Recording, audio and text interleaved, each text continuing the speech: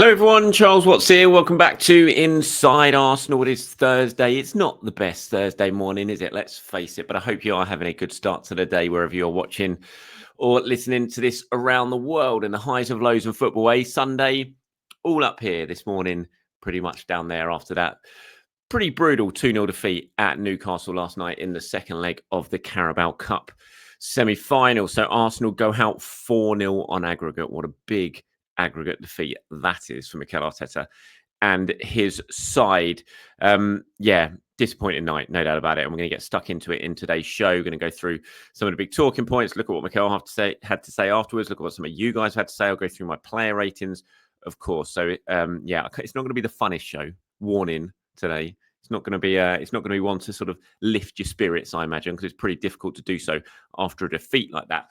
But let's get stuck into it. Actually, first, before we do that, just to flag up, myself and James will be sitting down for Inside Arsenal extra time a little bit later on today. Going to be recording that about 2:45 p.m. UK time. So if you want a question, send in a question or a comment that you want us to discuss in that show as usual, get down into the comments below on this video. Start it with extra time, then your comment, your question, and I'll pull some of them together and we will discuss them on today's show. Right, let's talk about last night. They're really disappointed defeat. Obviously, look, Arsenal had a mountain to climb going to St James's Park. The damage was done in the first leg, no doubt about that. You go up to a place like St James's Park in the semi-final of a second leg, it's going to be tough enough anyway. But when you're trailing 2-0, it was a real mountain to climb for Arsenal. I never really had any belief, I have to say, that they were going to overturn it. I've been up to St James's Park a few times on nights like that, and it is an incredibly difficult place to play. It's so hostile. It's so loud. I think back, and this was a very similar game, I think. So you remember the 2-0 at the end of the season a few seasons ago when Arsenal were going for top four, and it was a night that they lost the top four after losing to Spurs a few days earlier. Then they went up St James's Park, and it was the final home game of the season. It was a night game, and St James's Park was absolutely bouncing, and the intensity on Arsenal just had no answer to it. And I thought yesterday was quite similar to that one. It was an incredibly difficult night for Arsenal. It was so, if they were going to have any chance yesterday of winning that game and of coming back and overturning that defeat, they had to score first. We spoke about it in yesterday's show. Because of that atmosphere, because of how hostile it was, if Arsenal were going to have any chance, they had to get that first goal just to turn that atmosphere. And it would have turned, if Arsenal scored. It absolutely would have turned, and that could have crept into the Newcastle players. It was so important that they scored the first goal. If it was Newcastle who got it, it was pretty much game over. We knew that. If Arsenal that was got it, it was game on, and you probably would see that early optimism in the Newcastle crowd turn to early nerves. And of course, Arsenal had the big chance to score first with Martin Odegaard in the first half on whatever it was, whatever minute it was. Must have been around the 20-minute mark. You can see it here if you're watching on YouTube, and he sliced it and it hit the post and went wide. And within 50 seconds, Newcastle had gone up the other end of the pitch. Their shot hit the post, but went in. That's how it was, real fine margin type thing. But you just had to take your chance. And it's a story of Arsenal's two games over the two legs of this semi-final. Just big missed opportunities. You think back to the first game at 0-0 when Martinelli went through. He hit the post. That was a chance for Arsenal to score first. They didn't take it. Newcastle went on and won the game. And yesterday, again, they had the chance to score first. Odegaard hit the post. Newcastle went on to win the game. It was just a story, the tale of the two legs, missed chances. Look, Arsenal didn't play well, and they certainly didn't play very well last night. I don't think they were allowed to play well, by the way. I thought Newcastle, first of all, just hold your hands up. Newcastle were very, very good last night. They were on it from the start. I mean, they scored after 3 minutes, didn't they? Whatever it was, Alexander Isak, that was ruled out, fortunately, by the most marginal of offside calls. But that kind of set the tone. They were on it. They were feeding off that atmosphere. They were just too strong for Arsenal. And they've got Arsenal's number, certainly it's in James's Park. You look at recent results, and Arsenal really, really struggle there to make any sort of inroads against this Newcastle team. They really do have Arsenal's number. They're very confident when they play against them, and they showed that again last night. But Martin Odegaard, you just had to score that chance. It was the big moment. That goes in. It could have been a very different story. We'll never know now. But hitting the post, and then within 50 seconds, Newcastle going up the other end and scoring. Game over at that point. Alex, it was a masterclass from Alexander. It was the Isak semi-final. I put that on social media last night. It was the Isak semi-final over both games. It was just a tale of one genuine, world-class striker in a game and the only world-class striker on the pitch. And he just proved the difference. He proved the difference at the Emirates when he scored one and set up the other. He proved the difference last night. He may not have scored, but he did everything else. Obviously had the goal ruled out. I mean, that finish for the goal that was ruled out, so special. And then the second one, obviously the first goal, but when he hit the post, it takes a very, very special striker to make William Saliba look as nervy and unsettled as he did last night. You just don't see that in Saliba, but we've seen it in him in both of these legs of this semi-final. Isak has just done that to him. His movement, his strength, he's not the strongest. You look at him, he's not like bulked up or anything like that. He's pretty thin. It kind of looks like gangly almost, but he's just really, really strong. He's clever. The play for the goal that led to, the play that led to Murphy's goal when he just got to the clearance, to the goal kick first, touched it round the corner, was off.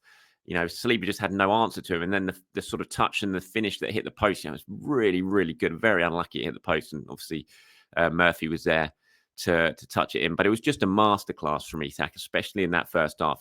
I thought Saliba sort of got back towards him in the second half, but I think that was because Newcastle were playing within themselves because they'd already got the game done and dusted. But when they were on it, when they needed to score and really take the game away from Arsenal, it was Isak who was at the absolute heart of it in both legs. It was an absolute masterclass from him. I've made no secret of my desire for him to be Arsenal's next striker. Unfortunately, with every sort of performance like this, his price tag just goes up and up, and it would look like an incredibly difficult one to do in the summer. But if you've got 150 million pounds lying around, honestly, you just put it on the table for that man. He is just a genuine world-beater. We all talk about Erling Haaland as being the best striker in the world and all that. Well, a lot of people do, certainly in the top sort of 2, top 3. But then you look at Saliba and Gabriel, two of the best centre-backs on this planet, no doubt about it. They love playing against Haaland. They thrive on it. You can see, they look forward to it. They feed off it. You put them up against Alexander Isak and they just look nervous. And I think that just says everything about how good he is, that even two of the best centre-backs on the planet just look like different players when they go up against him because of the threat that he provides, running in behind, his quality on the ball, his strength on the ball, his finishing ability, his pace, everything about him is just absolute standout. I thought he was outstanding over both legs and was ultimately the difference between the two sides. And when I talk about that, you look at these are the stats over the two legs, over the 180 minutes of football. Arsenal goals 0, Newcastle 4. Expected goals 4.4 for Arsenal, 2.4 for Newcastle. Double the amount of shots for Arsenal, yet only 5 on target. 21 open play shots for Arsenal. Again, yet only 5 on target. Dominated possession, dominated passes, field tilt, final third entries, everything. And then you look at the scoreline, 4-0.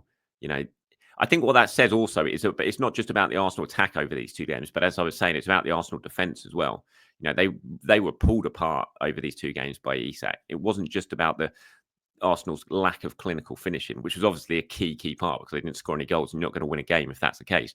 But also I think their defence for the first time in a long time was made to look pretty ordinary and really sort of stretched by this Newcastle team. So it wasn't a case of just being the attack's fault. I think the defence as well over the two games just looks so unnerved, which you just don't normally see. And, you sort of add that all together and it just comes up to a really demoralising feat. But you look at those stats, it just tells the whole story of how the game went or how the two games went. And it's pretty easy to see why Arsenal ended up on the wrong side of it. Mikel said we had so many expectations to believe that we could turn it round, but we didn't generate momentum, especially in the first half. The game started in the first action almost with them scoring and then the goal being denied. Then we had the moment, 2 big moments with Martin. We didn't capitalise, and in the next action, they scored the goal, and obviously then the game shifted. You need to stay cool, score a goal as early as possible. We didn't manage to do that. We had another big chance. And then in the second half, we started to struggle as the game went by. We didn't generate enough situations in the final third and the game started to get away from us. Talking about the fine margins that could have changed the games. He said, when you want to be in cup finals and win trophies, in the end, those are the fine margins. They've been really effective in the box in the last 2 games against us. And we haven't. Overall, that was the main difference. It's true that today we're a bit more unsettled, especially when the game became more chaotic and when they were very direct with their play. Normally, we are much more composed, and today we lacked a bit of that. the game got away from us. And if the tie was lost in the first leg, he said, well, we certainly made it really difficult for ourselves, and they certainly did. But I think that was a big sort of point of the game. When he talks about Arsenal saying normally we are much more composed and today we lacked a bit of it, the game went away from us. They did. I just felt like they approached the game wrong yesterday. I think they were probably caught up in the atmosphere, which I did fear was going to be the case, because it was just a really strange Arsenal performance, I thought, yesterday. What they're so good at. I don't know why they played such a high line, and the back four was so ragged. There was no offside. The amount of times Newcastle just got in and there was space down the flanks. Arsenal's normally so compact. They're so good at sort of swamping teams and sucking the life out of them all. There was none of that yesterday. And I really felt that was really important. I don't know if they felt they needed to score super early or anything. And maybe that just messed with their minds, because I don't think they needed to score early. I spoke about it yesterday. 0-0 at half time, in my view, would have been fine. Because then, you're still in the game. All it takes is one goal early in the second half, and then it's a really nervy game, and you've got loads of the match still to play. The important thing was just not to concede that first goal. But I felt like the way Arsenal played yesterday, they were always going to concede the first goal because they were so open. It was like they were so focused on trying to get forward, which they didn't have any success with, by the way, really. But they were so focused on even trying to do that and stepping up and playing high up the pitch, that they just got picked off. I thought it was a really strange game plan, if it was a game plan, or if the players just lost their heads a bit. I don't know, but it wasn't the sort of Arsenal that we know and what they, the strengths that they rely on, which could have helped them yesterday, just weren't there. That defensive solidity just wasn't there. They were all over the place at the back, and that was really strange. So while we will sort of, we'll sit there and bemoan Arsenal's attacking options. And of course, they lost another one yesterday with Gabriel Martinelli, which was just bound to happen over them deciding not to sign an attacker in the transfer window. You knew someone was going to get injured last night. It was just written in the stars the way this season has gone, and they've only got themselves to blame for that. But while we will sit here, we do sit here and talk and bemoan the lack of, real goal threat and quality in the final third. I do think last night the defence was where Arsenal lost that game, because they just allowed Newcastle to get themselves in front, and from that point onwards, there was no way back for Arsenal. So I think defence was just as culpable yesterday as the attack was. On Martinelli's fitness, obviously, he went off in the first half with holding his hamstring. Mikel said he felt something. I think it was his hamstring. He wasn't comfortable to continue, so we'll have an MRI scan tomorrow to see the extent of the injury. Poor old Gabriel Martinelli probably not going to Dubai and getting some sunshine over the next week or so now because of this. You just knew it was going to happen. You did. I mean, it's very hard to feel any sort of sympathy for Arsenal at this point when it comes to the attack. It's frustration, definitely, but it's hard to feel sympathetic for it because you just kind of knew this was going to happen. You can't go into the second half of the season with the attacking options Arsenal have got and expect to be able to compete. Well, you can't rely on players not getting injured. They're always going to get injured, especially when you've got so few, because you're going to have to put so much demands into their bodies. So it's very hard to feel sympathetic for them, because something like this was bound to happen. And it was bound to happen the day after the transfer window shut as well, because the way the season has gone and the way the injuries have been happening this season, you just kind of knew. And it was just, they've only got themselves to blame. They should have strengthened in the January transfer window. It was clear for all to see.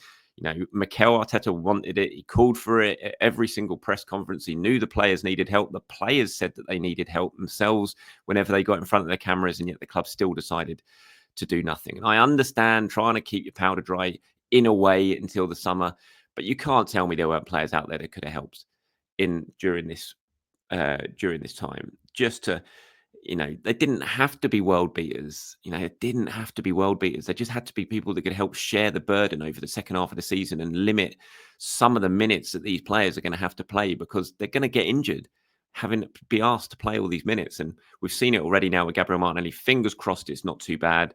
Fingers crossed it might only be a 2 or 3 weeks. You'd imagine he'll certainly miss the game, the Leicester game, isn't it, immediately after they come back from Dubai with a hamstring. But hopefully it's not the worst case scenario, and it's kind of the best case scenario. And with hamstrings, that's usually about 3 weeks. We'll have to wait and see. But yeah, another injury. MRI scan today for Gabriel Martinelli.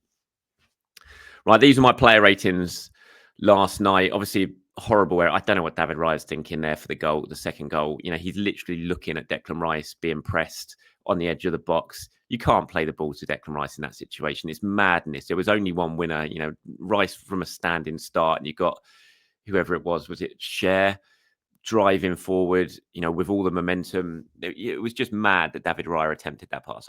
He's made very few mistakes, David Raya, but that was a big one. It was stupid. I mean, to be honest, the game was gone by then anyway, but it was still a really poor error from David Raya. I gave him a 4. Timber, I gave a 5. Saliba, I gave a 4.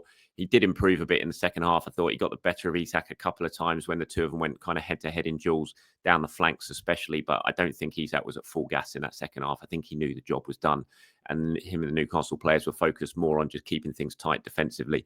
But first half, Saliba just looked so average. And that, again, that's just a praise for Isak, because when you make Saliba look like an average centre-back, you're doing something very, very special. And he just had Saliba on toast yesterday. He really did in that first half. So I gave him a 4. Gabriel, I thought, was slightly better, gave him a 5. Lewis Skelly with a 5. Lewis Skelly's miss at the end of that from the corner when he headed over, free header from about 4 yards out. Again, just summed up Arsenal's tie over the two legs. Just harder to miss almost than score. But I thought out the defenders, the two fullbacks did okay.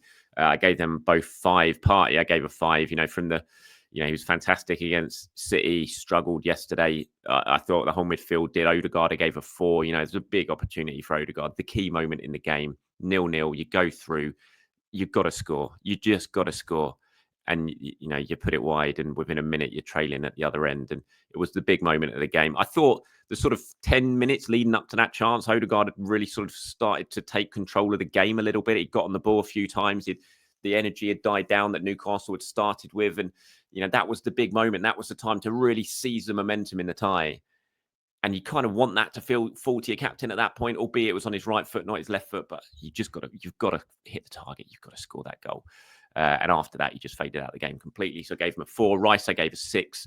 Rice's set piece delivery poor yesterday, I have to say. I thought he did okay in terms of game state. I know he got robbed for the ball for their second goal, but I don't put the blame on Rice for that. That was all David Raya's thinking.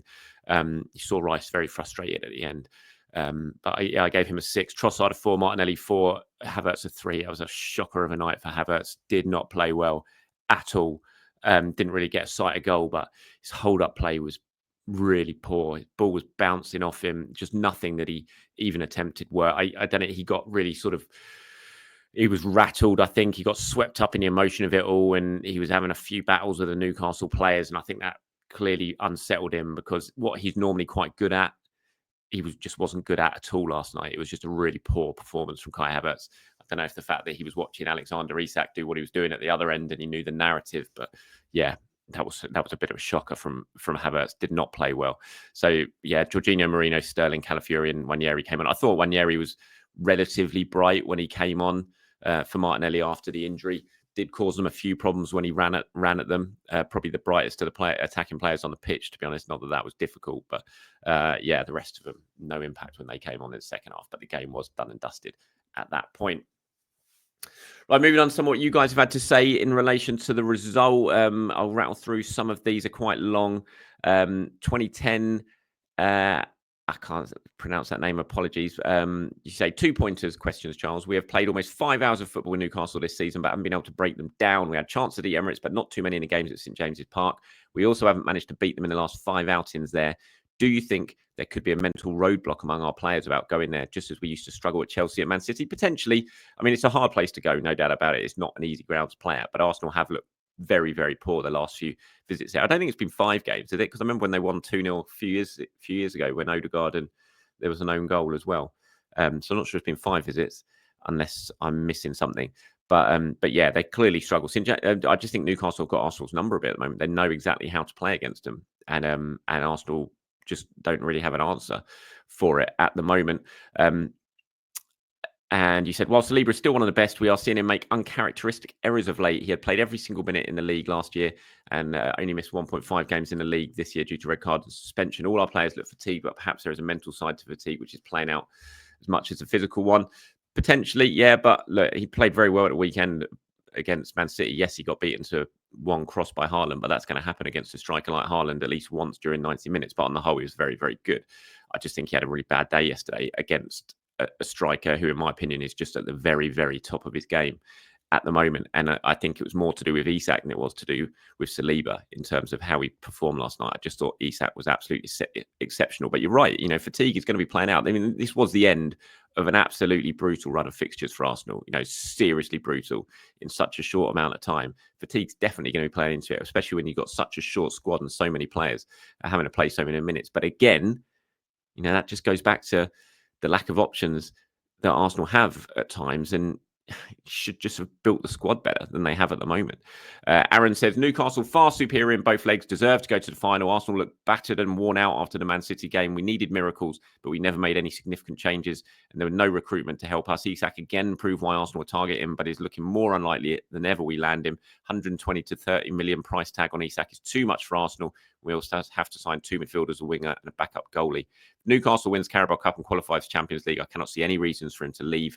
We have so many unfinished business left to solve in the summer, and I doubt Arsenal can mend all the business when we signed no one in the winter. Hope nothing serious from Martinelli, but we took a gamble, and it already looks like backfiring. Thank you very much, Aaron, for that one. Julian says, hi, Charles. Here after Newcastle defeat, at this point, all blame must be on the board. The boys looked absolutely exhausted. They let the squad down.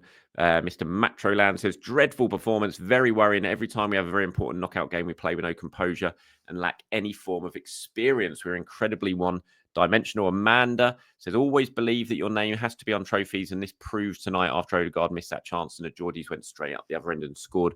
Let's hope they win the trophy. Now, I do admit, I do want Newcastle to win the trophy now. Out of the teams that are left in it, I know they gave Arsenal a fair bit of stick yesterday, and they don't exactly like Arsenal that much, and there's a bit of a rivalry there. But out of the 3, I would like to see Newcastle win it from this point. Ryan says, absolutely tragic performance, average game plan for Newcastle, and we completely played into it. I know people will make the case if we had Isak, but I really don't see a difference in that game. All his chances were in behind it on the counter, something you'd never get in a game like this when Newcastle sat in a 5-4-1 block. Don't really know what profile we need at the moment. The rest of the season is going to be a roller coaster of how thin the squad is. Summer has to be huge, but after Raya's mistake, it will probably consist of no striker and a new goalkeeper. Again, there will be a striker being signed in the summer. If there's not, there's going to be riots, surely. I mean, there will be. They have to, and they will do it. They will sign a striker in the summer.